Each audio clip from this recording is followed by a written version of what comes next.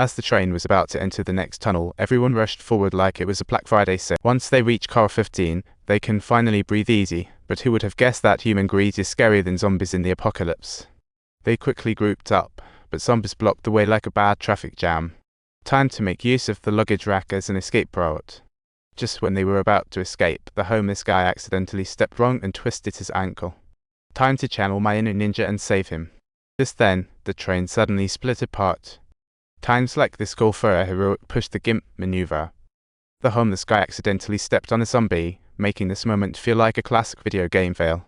The moment everyone escaped, Uncle Mo slammed the door shut, only to find a couple of zombies holding it open, like a bad joke. Turns out, they wrapped the door with all their clothes, clearly more scared of catching a virus than the zombies. They were determined to survive at all costs. Seeing Uncle Mo struggle, Time took up a baseball bat, ready for an epic bat dance. But as more zombies showed up, Yongyo had to resort to using the bat to break the door, while Uncle Mo was as tired as a wilted vegetable.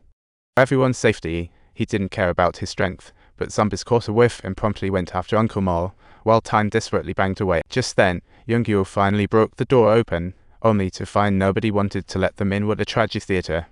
The passengers rushed forward without a hint of humanity, showcasing the ugliest side of human nature, while Xiaojing stepped forward like she was in a poorly written. But Uncle Mo held her back, refusing to believe this harsh reality. Knowing his time was short, he urged Time to run. Although Time wanted to stay with Uncle Mo until the end, for everyone's safety, he turned to take Xiaojing with him, the lonely fate of a hero. Our daughter. No matter what, she's still our daughter. Our daughter, can you hear me? Uncle Mo roared with his very last ounce of strength, filled with anger.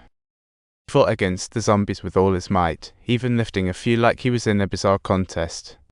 As his eyes went blank, he fought fiercely, but eventually succumbed, while Time finally opened the door. They successfully rushed into car 15, and others followed. But the last old lady wasn't so lucky, even though she shut the door. She sacrificed her life for nothing, and in anger, Time punched the ticket conductor, who remained unmoved and kept pushing the others to leave the carriage forcefully. Because no one could guarantee they weren't infected, but the girl thought it was safer outside than in. So they walked through the bustling crowd, with endless insults coming from bystanders, foreshadowing more chaos ahead. The old lady looked at her only remaining sister, then glared at the scum, plotting her sweet revenge. Walking slowly to the door, she recounted their past, then in despair, flung the door open. Meanwhile, Time recalled a heavy downpour, unaware of the screams echoing behind him. Perhaps this is karma. More survivors appeared, and suddenly the train jolted. The path ahead was completely blocked by containers, and the conductor quickly notified passengers to move to the left side. Just as the train moved to the left track, a runaway train sped toward them like a cannonball. This is serious. The two trains collided, and Yongyo looked on horrified at the disaster. When they found the train completely blocked, everyone opened the door to get to the left, but the other door wouldn't budge. Yongyo was about to break the glass with a hammer when suddenly a familiar face ran by. He shoved the girl down, only for her thigh to be bitten by zombies. Yongyo had no choice but to kick the zombies away. But alas, the girl began to turn, watching her loved ones fall one after another. Yongyo lost the will to live, while an all too familiar face was being chased by zombies behind. The conductor sacrificed himself trying to save that guy, resulting in his demise.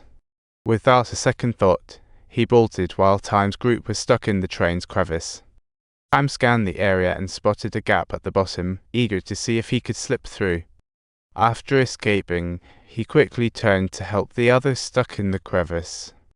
But suddenly, the train lurched down, dropping debris that completely blocked their exit. Zombies started pouring in at this moment, yet Time had finally managed to move the heavy debris aside, feeling an overwhelming wave of relief wash over him, bringing a sense of ease. But as they were escaping, the windows burst and falling bodies surrounded the homeless man. They chased the homeless man like a bizarre game of dominoes, causing a chaotic collapse. Luckily, a zombie stampede gave them a moment to escape, looking like a zombie dance party. But suddenly, one zombie grabbed the train's reel, prompting the others to follow, creating quite a shocking sight. As more and more zombies approached, the train began to slow down like a comical circus show. Han decided to kick some zombies, but then, unexpectedly, one lunged at him, performing its version of flying. Fortunately, his relentless efforts separated the zombies from the train, thinking he could finally breathe easy, only to be proven wrong.